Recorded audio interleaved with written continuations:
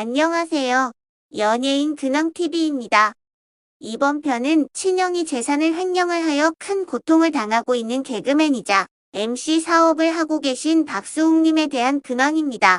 근황 들어가기 전에 박수홍님의 소개나 활동 이력에 대해 이야기해볼게요. 1991년 제1회 KBS 대학 개그제에서 동상을 받으며 데뷔하였다. 이때 같이 데뷔한 인물들은 김국진, 김용만, 김수용, 유재석, 남희석, 윤기원, 최승경, 이영재, 양원경 등이며 특히 김수용, 김국진, 김용만과는 감자골이라는 팀을 결성하여 유명세를 탔다. 준수한 외모와 젠틀한 성격으로 당시 신인이었던 대학 개그제 7기 동기들 중에서 대중들에게 인기가 가장 많았다. 1995년 말에서 1996년 초 사이에 제대를 했는데 운 좋게 SBS의 인기 프로그램 기쁜 우리 토요일의 개편 MC로 들어가게 되면서 방송 활동이 잘 풀리기 시작했다. 당시에 차태현과의 케미가 큰 화제가 되었는데 진행 중에 박수홍을 차태현이 희롱하며 깐족대는 컨셉으로 큰 인기를 끌게 된다. 이후 박수홍은 남희석과 같이 출연한 좋은 친구들에서 젠틀하고 편안한 이미지와 부드러운 진행 능력으로 다시 큰 인기를 얻으며 방송국 곳곳에서 많은 러브콜을 받고 유재석이 본격적으로 원탑 MC에 등극하기 직전인 2004년까지 기분 좋은 밤, 일밤, 야심만만 등 여타 인기 버라이어티에서 활약하면서 이경규, 김용만, 신동엽, 유재석, 강호동 등 톱 MC들과 어깨를 나란히 했다. 방송에 매우 많이 출연했던 2002년 당시에는 일주일에 방송 7개를 진행할 정도로 인기의 절정에 있었고 유재석이나 강호동보다 급도 더 높았다. 이 시기는 지금처럼 무한도전, 1박 2일, 라디오스타 등 전국민적인 인기를 누리는 예능 방송들이 탄생하기 전이었기 때문에 시청률이 적은 프로그램들은 개편 때 가차없이 종영되고 새 프로그램으로 바뀌는 경우가 많아서 유명 MC들이 몇 개월씩 번갈아가며 임의로 시간대를 맡아서 메인 MC를 맡았다. 당시 남희석, 이휘재, 신동엽 등도 비슷한 상황이었다. 지금도 물론 방송은 꾸준히 하고 있으나 2000년대 후반부터는 예능 프로그램에는 별로 출연하지 않고 시사 교양 프로그램 위주로 출연하거나 사업에 몰두했었다. 본인 말로는 제작진들과 상의해서 출연하고 있는 프로그램들을 하나씩 천천히 정리하다 보니 어느 순간 출연하는 예능 프로그램 대부분이 없어졌다고 한다. 결혼식 주례를 많이 섰고 예식장 사업도 했었다고 한다. 절친한 연예인으론 박경림이 있다. 지금부터는 박수홍님 최근 근황입니다. 방송인 박수홍이 친형 부부와 법적 다툼에 대해 친형과 연락조차 안 되는 상황이 이어지면서 고소할 수밖에 없는 상황이 됐다고 밝혔다.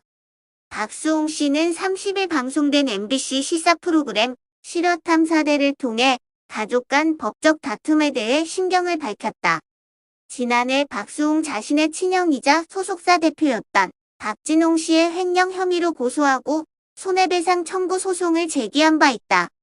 박수홍은 형과 형수를 많이 믿었다. 처음에는 형님 측과 소통을 통해서 해결하려고 시도했다. 그런데 연락조차 안 되는 상황이 계속되면서 고소를 결심할 수밖에 없는 상황이 됐다고 말했다.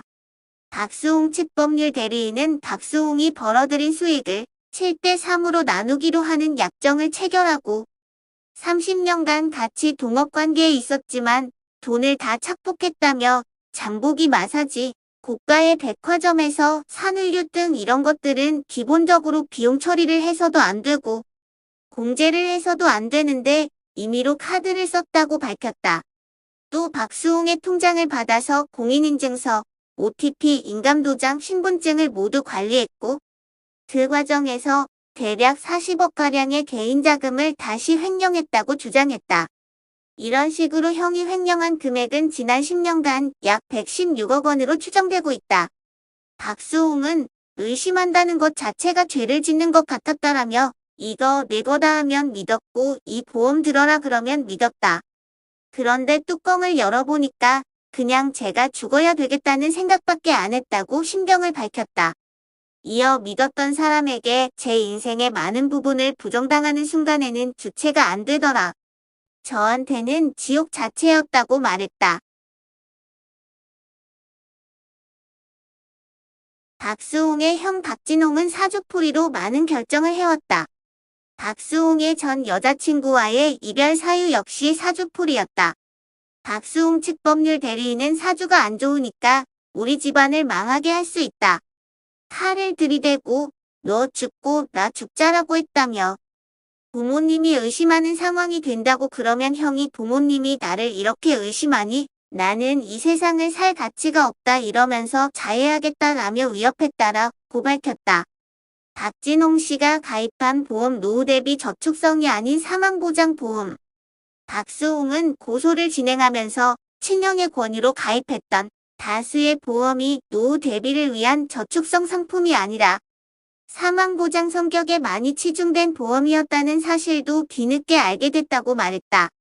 그는 보험 어플을 깔고 거기서 제가 사망 초과가 600% 초과된다는 그 사실을 알게 되고 나서 형이 저에게는 연금보험이나 저축성 보험이라고 얘기를 했었다. 제가 피보험자인데 그 당시에는 미혼이었는데 왜 제가 죽으면 받게 되는 돈을 설정을 그렇게 했겠냐고 전했다. 보험 2개는 친형이 소유한 법인 회사로 가입된 것으로 밝혀졌다. 박수홍은 제 목숨이 담보되어 있는데 제가 보험법상으로 저는 아무것도 하지 못하는 상황이라는 게 정말 비참했다고 밝혔다. 박수홍은 가족과의 분쟁뿐만 아니라 자신과 아내를 둘러싼 루머와도 싸워야 했다.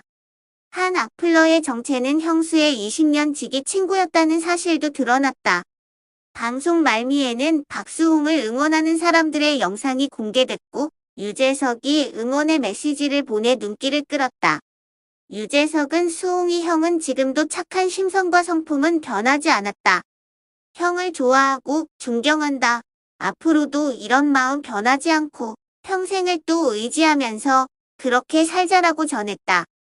이를 본 박수홍은 눈물을 흘리며 잘 살지는 못했으나 부끄럽지 않게 살았다고 자부했는데 많은 분들의 응원글을 읽으며 울면서 버텼다고 말했다.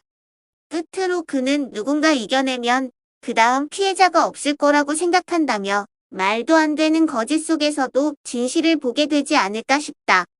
작은 힘이나마 노력하면서 살겠다고 강조했다. 시청해주셔서 감사드립니다. 영상이 좋으셨다면 구독, 좋아요 부탁드립니다.